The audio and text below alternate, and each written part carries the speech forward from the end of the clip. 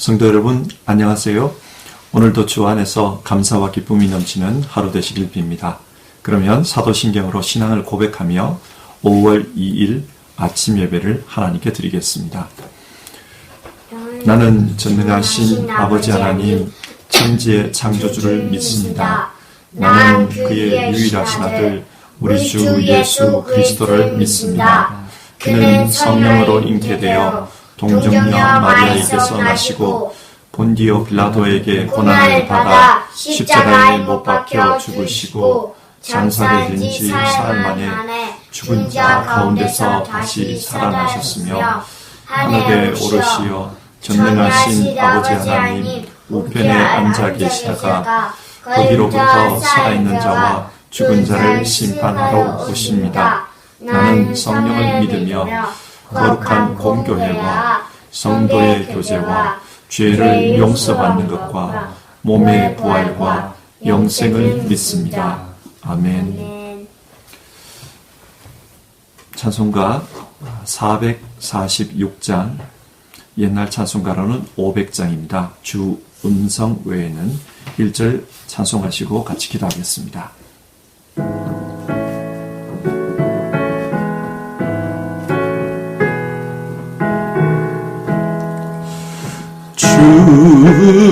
음성 외에는 참 기쁨 없도다. 날 사랑하신 주 늘 계시옵소서.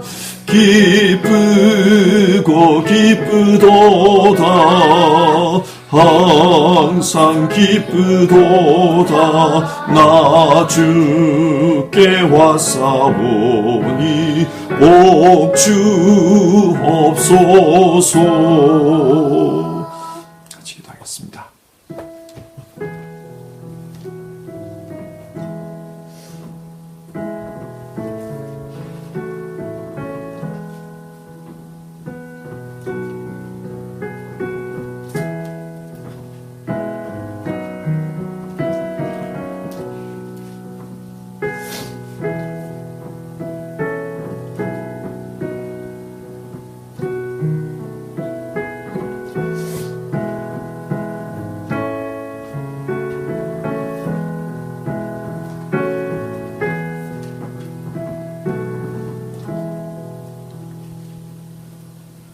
하나님, 한 주간을 지켜주시고 또 한 주간의 마지막 날 이 아침 하나님 앞에 예배할 수 있도록 인도해 주신 것 감사를 드립니다. 하나님, 늘 우리와 함께 해주셔서 감사를 드리고 또 하나님으로 인하여서 우리가 기뻐하며 살 수 있게 해주신 것도 감사를 드립니다. 오늘도 감사의 마음을 가지고 하나님 앞에 예배하는 모든 성도님들 그 심령 속에 함께 해주시기를 바랍니다. 그리고 그 인생을 주님께서 주장하여 주셔서 정말 하나님의 사람으로 완성되어 갈 수 있도록, 성공할 수 있도록, 하나님 기쁨이 될 수 있도록 우리를 인도해 주옵소서. 오늘 이 예배 통해 하나님 영광 받으시기를 바랍니다. 귀하신 예수님의 이름으로 기도드립니다. 아멘.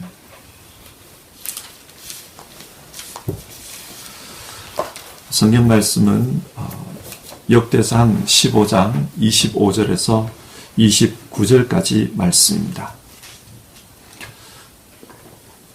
역대상 15장 25절에서 29절 한 절씩 교독해서 읽겠습니다. 25절입니다. 이에 다윗과 이스라엘 장로들과 천부장들이 가서 여호와의 언약궤를 즐거이 메고 오벳에돔의 집에서 올라왔는데 하나님이 여호와의 언약궤를 맨 레위 사람을 도우셨으므로 우리가 숫송아지 7마리와 순양 7마리로 제사를 드렸더라. 다윗과 및 궤를 맨 레위 사람과 노래하는 자와 그의 우두머리 그나냐와 모든 노래하는 자도 다 세마포 겉옷을 입었으며 다윗은 또 베옷을 입었고 이스라엘 무리는 크게 부르며 뿔나팔과 나팔을 불며 재금을 치며 비파와 수금을 힘있게 타며 여호와의 언약궤를 메어 올렸더라. 여호와의 언약궤가 다윗성으로 들어올 때에 사울의 딸 미갈이 창으로 내다보다가 다윗 왕이 춤추며 뛰노는 것을 보고 그 마음에 업신 여겼더라. 아멘. 오늘 본문은 다윗이 언약궤를 옮겨오는 내용입니다. 다윗 왕은 그동안 언약궤를 옮겨오기 위해 많은 준비를 했습니다. 그리고 그 준비가 마치자 이스라엘의 장로들과 천부장들과 함께 오벳 에돔의 집으로 가서 언약궤를 옮겨옵니다. 그런데 이 모습을 보면 마치 하나님께 예배를 드리는 모습처럼 그렇게 표현되어 있습니다. 먼저 26절을 보면 언약궤를 옮기면서 제물을 바쳐 하나님께 제사를 드리는 내용이 나옵니다. 제사는 구약시대에 하나님을 예배하는 가장 전형적인 모습입니다. 그리고 27절, 이 예식에 참여한 사람들의 복장이 우리의 시선을 끕니다.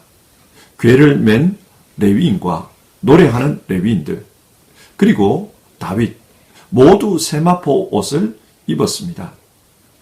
출애굽기에 따르면 세마포는 제사장들이 입는 옷입니다. 그리고 다윗은 그 위에 에봇을 입었습니다. 에봇은 제사장들이 입는 옷입니다. 그러니까 이들은 지금 하나님께 예배하는 의복을 갖춰 입고 언약궤를 옮기고 있습니다.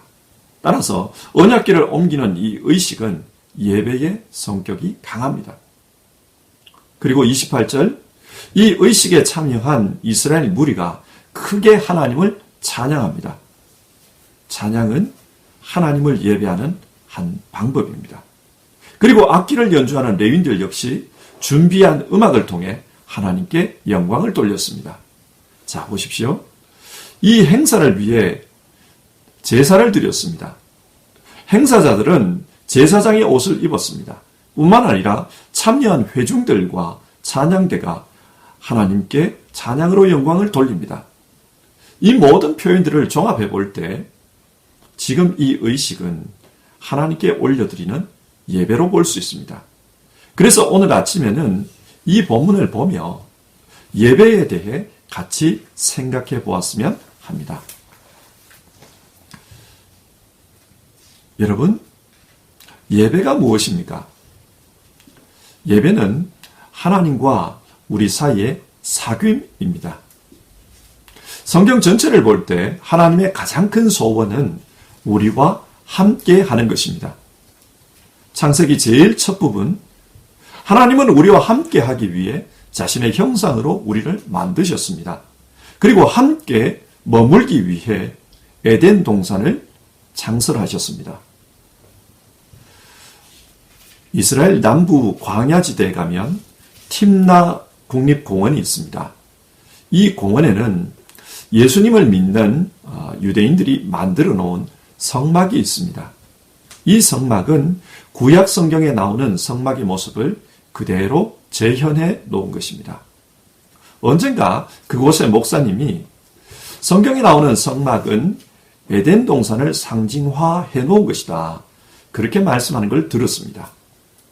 에덴 동산은 하나님께서 자기 백성을 만나고 또 함께 하기 위해서 창설한 곳 아닙니까?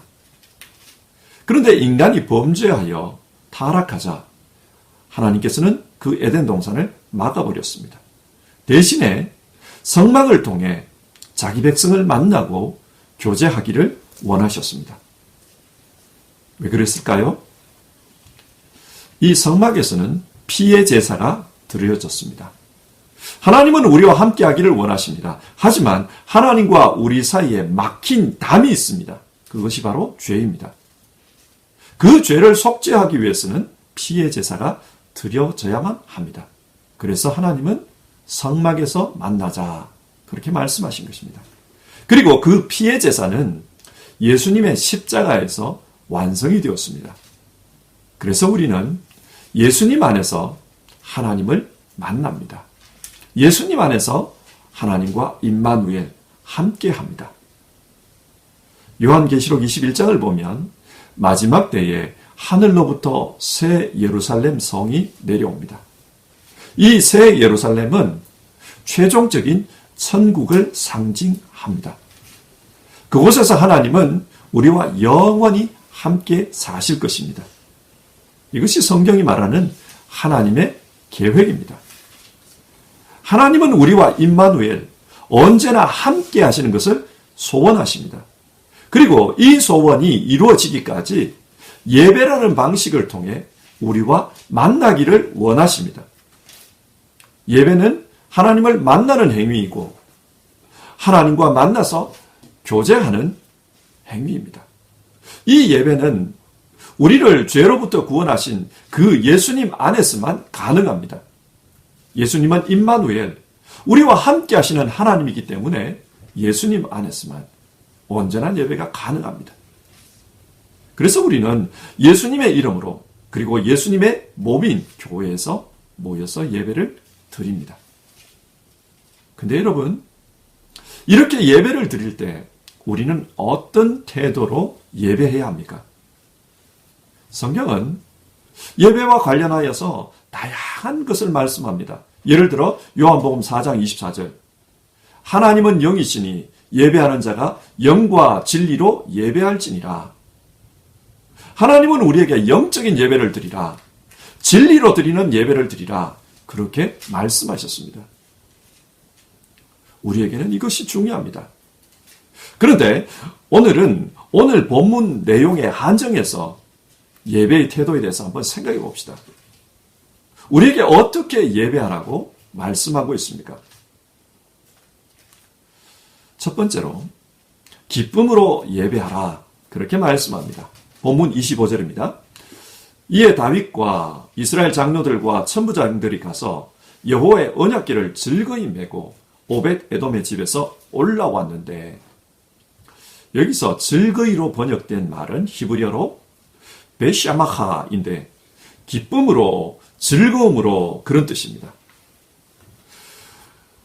하나님의 임재의 상징인 언약궤를 가까이 하는 것을 다윗은 기쁨으로 감당했습니다. 이처럼 우리 역시 하나님께 예배할 때는 기쁨으로 하나님께 나아가야 된다, 그것을 권면하고 있습니다. 성경에서 믿음의 조상들이 하나님 앞에 나아가는 모습을 보면 많은 경우 두려워하면서 나아갑니다. 예를 들어 모세가 불이 붙은 떨기나무에서 하나님을 만납니다.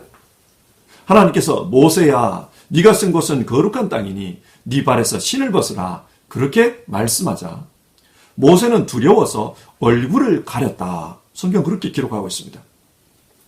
이처럼 모세뿐만 아니라 여러 경우에 하나님을 만났을 때 두려워하는 것을 봅니다. 그런데 하나님을 만나는 것이 이렇게 두렵기만 하다면 어떻게 하나님을 예배할 수가 있겠습니까? 출애굽기 33장 11절입니다. 주님께서는 마치 사람이 자기 친구에게 말하듯이 모세와 얼굴을 마주하고 말씀하셨다. 보십시오. 모세가 처음 하나님을 만날 때는 두려워 얼굴을 가렸습니다. 그런데 훗날 어떻게 되었습니까? 훗날에는 친구에게 말을 하듯이 얼굴을 마주보고 말씀하셨다. 그렇게 기록하고 있습니다. 하나님은 훗날 모세를 친구처럼 대해 주셨습니다. 어떻게 모세가 하나님의 친구가 될 수 있었을까요? 요한복음 15장 14절입니다. 내가 너희에게 명한 것을 너희가 행하면 너희는 나의 친구이다. 예수님께서는 하나님의 말씀대로 사는 사람, 그 사람을 친구라고 불러주십니다. 하나님을 믿고 그 말씀대로 행하는 사람, 그 말씀대로 사는 사람, 그 사람은 하나님과 친구가 됩니다. 사사기의 기드온 역시 하나님을 처음 만났을 때 굉장히 두려워했습니다. 하나님께서 기드온에게 너는 너의 아비 집에 있는 바알 제단을 허물고 아세라상을 찍으라, 그렇게 명령했습니다. 기드온은 이 명령을 듣고 두려워했습니다. 하지만 기드온은 그 말씀에 순종합니다. 그렇게 순종했을 때 기드온이 어떤 사람이 되었습니까? 기드온은 300용사로 미디안 군사 14만 5천 명을 물리칩니다. 13만 5천 명을 물리칩니다. 그때 기드온이 한 것은 아무것도 없었습니다. 성경은 기드온이 그저 항아리 속에 횃불을 감추고 한 손에 나팔을 들고 미디안 진영으로 찾아갔다. 그리고 항아리를 깨뜨리며 횃불을 들고 나팔을 불며 여호와의 칼이여 그렇게 외쳤다는 것입니다. 하나님께서 명령하신 대로 순종했을 뿐입니다. 그러자 이상하게도 미디안 군사들이 자기들끼리 싸웠다고 합니다. 그래서 가만히 앉아서 기드온은 큰 승리를 거두었습니다. 무슨 말입니까? 사실은 이때 하나님께서 싸워주신 것입니다. 하나님께서 하나님의 칼로 미디안의 군사를 치신 것입니다. 하나님은 자신의 말씀을 믿고 순종하는 기드온을 위해서 친히 싸워주신 것입니다. 하나님의 말씀을 믿고 그 말씀대로 사는 자를 하나님은 친구로 생각하시기 때문에 그를 위해 싸워주십니다. 여러분, 우리에게도 이렇게 싸워주시는 하나님, 그 하나님이 옆에 계시다면 기쁨으로 그 하나님께 나아가지 않겠습니까? 그래서 오늘 성경은 하나님께 기뻐하며 나아가 예배하라고 우리에게 교훈하고 있습니다. 그런데 우리가 하나님께 나아갈 때 늘 기뻐할 만한 상황만 있는 것은 아닙니다. 하박국 선지자는 하나님으로부터 아주 우울한 예언의 말씀을 들었습니다. 이제 곧 바벨론이 쳐들어와서 이스라엘을 멸망시킬 것이라고 했습니다. 그 말씀을 듣고 하박국 선지자는 마음이 굉장히 슬펐고 또 두려웠습니다. 그래서 나의 창자가 뒤틀리는 것 같다. 나의 입술이 떨린다. 나의 뼈가 속에서부터 썩어가는 것 같다. 그런 말을 합니다. 너무나도 두렵고 또 슬펐기 때문에 그랬습니다. 그런데 그는 그런 상황에서 이런 말을 합니다. 무화과 나무에 과일이 없고 포도나무에 열매가 없을지라도 올리브 나무에 딸 것이 없고 밭에서 거둘 것이 없을지라도 우리의 양이 없고 외양간에 소가 없을지라도 나는 주님 안에서 즐거워하련다. 나를 구원하신 하나님 안에서 기뻐하련다. 그는 기뻐하겠다고 말합니다. 왜 하나님을 기뻐합니까? 우울하고 슬픈 예언을 들었습니다. 그런데 어떻게 기뻐합니까? 이스라엘의 친구 되시는 하나님을 믿기 때문입니다. 하박국은 하나님에 대한 신뢰가 있었습니다. 비록 자기 백성을 때릴지라도 친구이신 하나님은 버리시지 않는다. 그런 믿음이 있었습니다. 그래서 언젠가는 회복하실 것이고 또다시 즐거이 품어주실 것을 믿었습니다. 그렇기 때문에 지금 당장은 비관적이어도 그 하나님을 믿기 때문에 기뻐할 것이다. 그렇게 말씀합니다. 성경은 우리에게도 이것을 권면합니다. 우리에게도 슬픈 현실이 있을 수 있습니다. 마음이 슬플 때가 있습니다. 그때도 이 믿음을 가지라는 것입니다.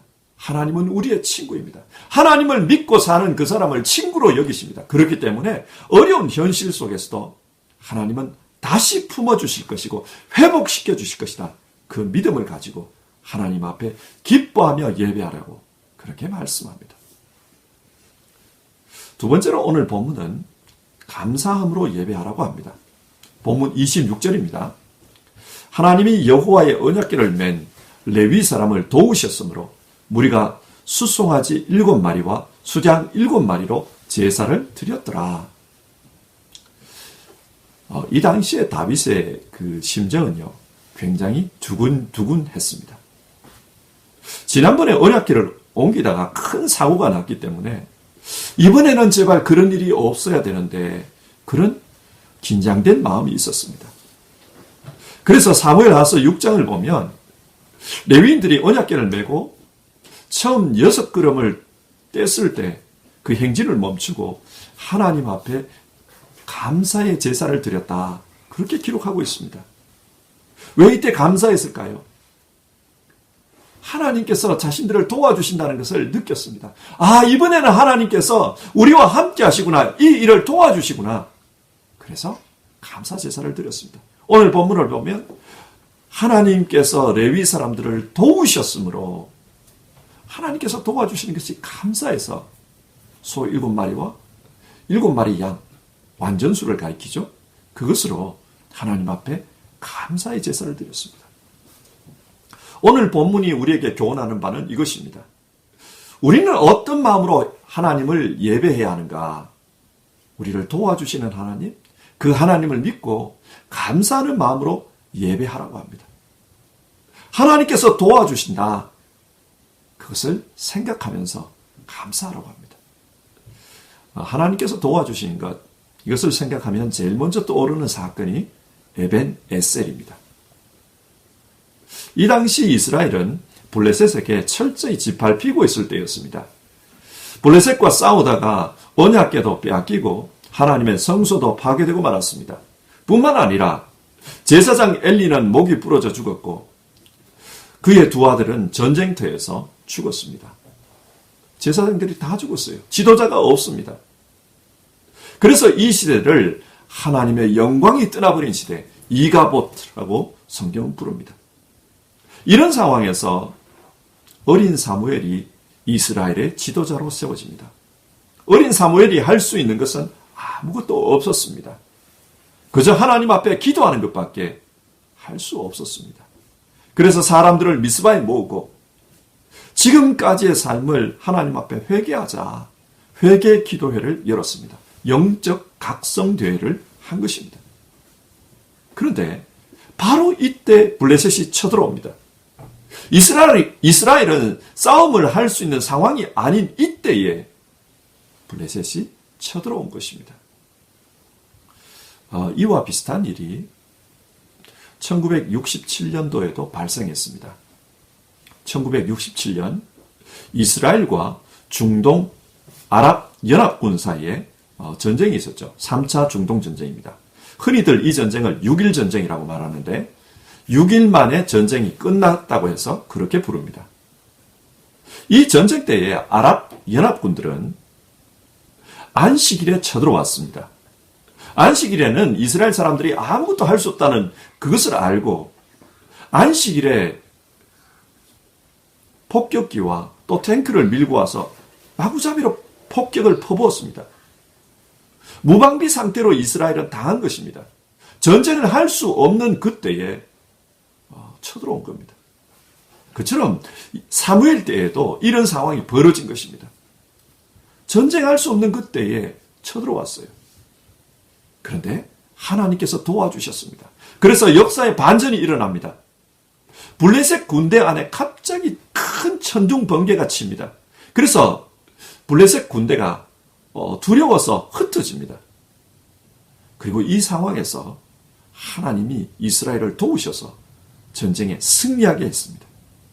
이것을 본 사무엘은 하나님 앞에 자신의 신앙 고백을 담아 그 땅을 에벤 에셀이라고 부릅니다. 하나님께서 여기까지 우리를 도우셨다. 에벤 에셀. 여러분, 하나님이 이렇게 우리를 도와주신다면 그 하나님께 나아가는 것이 감사하지 않을 수 없습니다. 사실 우리의 인생이 그렇습니다. 영적인 관점에서 본다면 우리에게는 구원의 가능성이 없습니다. 인간의 심령은 철저히 부패했습니다. 그래서 로마서 1장을 보면 그 마음에 하나님 두기를 싫어하며 그렇게 말합니다. 하나님과 함께하는 것을 싫어합니다. 뿐만 아니라 인간은 영적으로 철저히 무능합니다. 그래서 그 죄의 권세로부터 벗어날 수 있는 힘이 없습니다. 그런데 하나님께서 도와주셨습니다. 독생자 예수 그리스도를 보내주셔서 우리 대신 그 죄를 감당하게 하십니다. 그리고 죄와 싸워주십니다. 그래서 우리는 에벤에셀, 하나님께서 도와주심으로 하나님의 구원을 경험합니다. 하나님께서 은혜를 베풀어 주셨습니다. 그런데 요즘은 은혜라는 말이 너무 흔하게 쓰이는 것 같아요. 슈퍼마켓에서 물건을 싸게 팔 때도 그라티스, 은혜라는 말을 갖다 붙입니다. 그러다 보니 이 은혜에 대해서 그 감사하는 것, 그게 우리가 잘 없어요. 하나님께서 우리를 구원해 주셨다. 그래도 우리 마음에 큰 감동이 없습니다. 그런데 하나님께서 그런 우리를 구원해 주시고 그런 우리를 지금도 인도해 주시고 지금도 도와주신다면 우리가 감사하는 마음을 가지고 하나님 앞에 나아가야 되지 않겠습니까? 은혜를 베푸셨지만 감사하지 않는 그런 우리를 위해서도 하나님은 지금도 싸워주시고 도와주시고 인도해 주시고 구원해 주십니다. 우리가 이것을 생각하며 하나님 앞에 나아갑시다. 감사의 마음을 가지고 하나님 앞에 나아가는 것, 예배는 마땅히 그러해야 한다고 오늘 성경이 말씀합니다. 자, 마지막으로 예배는 순수함으로 드려야 합니다. 오늘 본문을 보면 실패한 예배자가 나옵니다. 사울의 딸 미갈입니다. 그녀는 언약궤가 들어올 때 기뻐 뛰며 춤추는 다윗을 마음으로 업신여겼다고 합니다. 사무엘하서 6장을 보면 이 사건이 좀 더 구체적으로 기록되어 있는데요. 그녀는 어릴 때부터 왕궁에서 자랐기 때문에 궁중 법도가 몸에 배어 있었을 겁니다. 그리고 지도자라는 사람은 사람 앞에서 어떻게 행동해야 되는지 잘 알고 있습니다. 그래서 다윗이 춤을 추며 뛰는 것을 보고 비난합니다. 채통 없는, 저런 채통 없는 짓을 하다니. 그래서 비난합니다. 근데 여러분, 그때 다윗이 미갈에게 뭐라고 합니까? 그래도 자신은 하나님을 위해서라면 기뻐 뛰면서 찬양하겠다. 그렇게 말합니다. 사람에게 잘 보이는 것보다 하나님에게 진실한 마음으로 찬양하겠다. 그게 다윗의 답변이었습니다. 다윗은 채통은 없었지만 하나님 앞에 진실하게 예배했습니다. 근데 이 미갈은 채통은 지켰지만 하나님 앞에 예배하지 않았습니다. 예배의 방관자가 되었어요. 그래서 남들이 예배하는 것을 보면서 이렇다 저렇다 평가하고 비판했습니다. 그 결과 미갈의 남은 인생은 불행했다. 성경 그렇게 기록하고 있습니다. 무엇을 말합니까? 순수하게 하나님을 예배하는 것이 중요합니다. 하나님께 드리는 예배는 세상의 체면보다, 세상의 체면을 지키는 것보다 더 중요하다. 하나님을 향한 순수한 마음을 가지고 그렇게 기뻐하며 감사하며 예배하는 것. 성경은 오늘 우리에게 그것을 교훈합니다. 말씀을 맺겠습니다.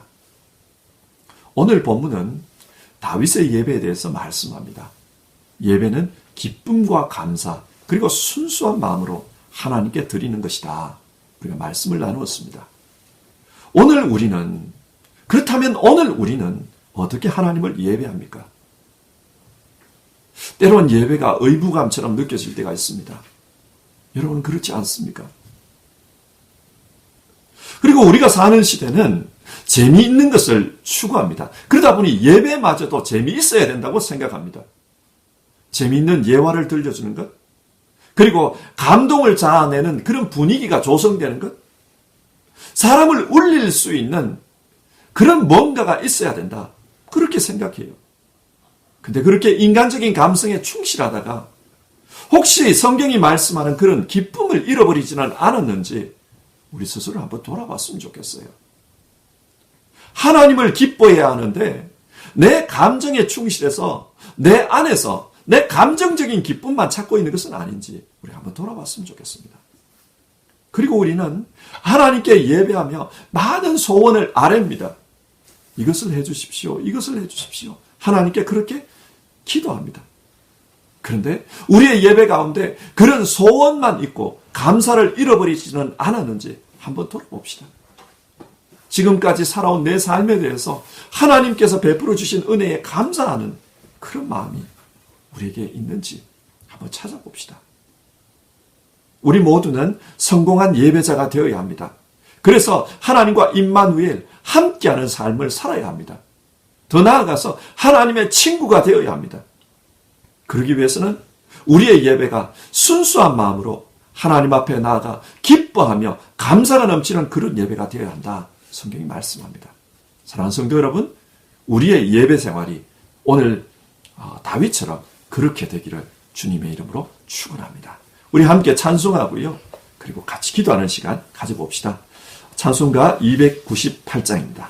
옛날 찬송가로는 35장입니다. 298장 속죄하신 구세주를 같이 부르고 기도하겠습니다.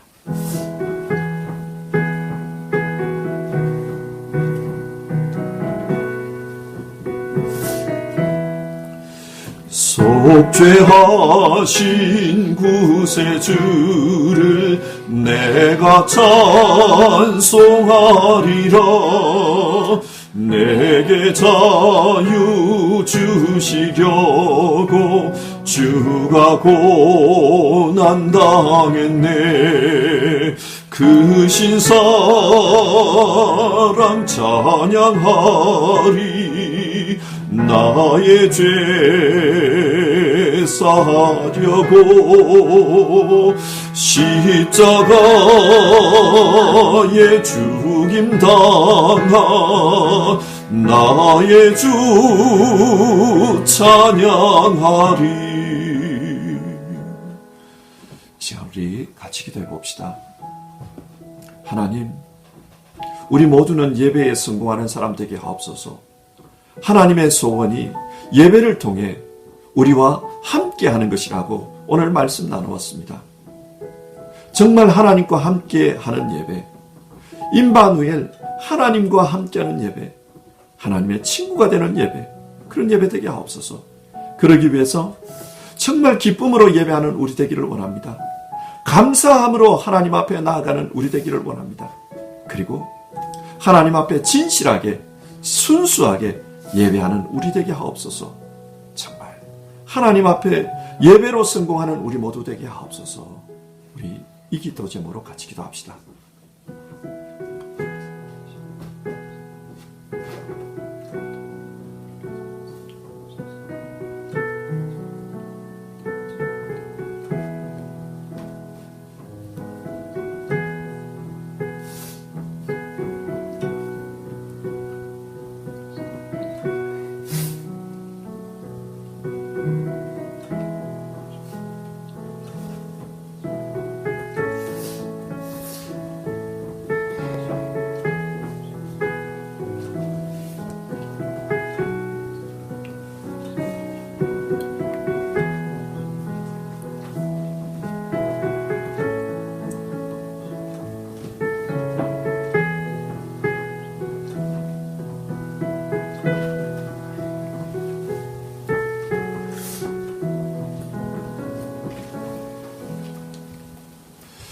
하나님 아버지, 우리도 다윗처럼 예배에 성공하는 사람들 다 되게 하옵소서.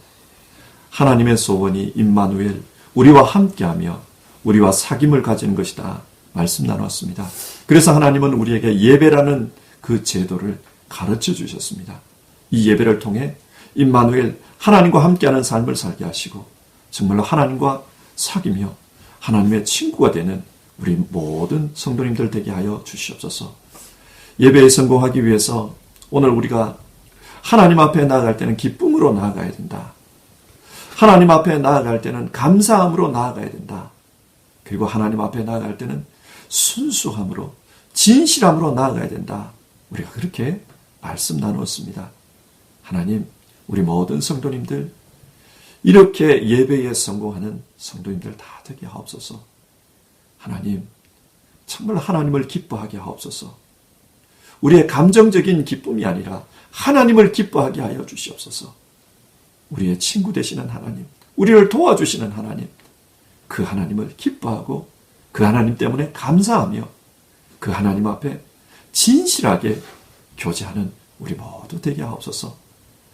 오늘도 하나님 앞에 예배하며 하나님, 예배에 성공하는 사람 되기를 원합니다. 나도 다윗처럼 예배에 성공한 사람 되기를 원합니다. 그것이 내 소원입니다. 그렇게 아뢰며 하루를 시작하는 우리 모든 성도님들에게 주님, 임마누엘 함께하여 주시고 그 심령 속에서 하나님의 역사를 나타내시옵소서. 주님, 축복해 주시옵소서. 귀하신 예수님의 이름으로 기도드립니다. 아멘. 하늘에 계신 우리 아버지, 아버지의 이름을 거룩하게 하시며 아버지의 나라가 오게 하시며 아버지의 뜻이 하늘에서와 같이 땅에서도 이루어지게 하소서. 오늘 우리에게 일용할 양식을 주시고 우리가 우리에게 잘못한 사람을 용서하여 준 것 같이 우리 죄를 용서하여 주시고 우리를 시험에 빠지지 않게 하시고 악에서 구하소서. 나라와 권능과 영광이 영원히 아버지의 것입니다. 아멘.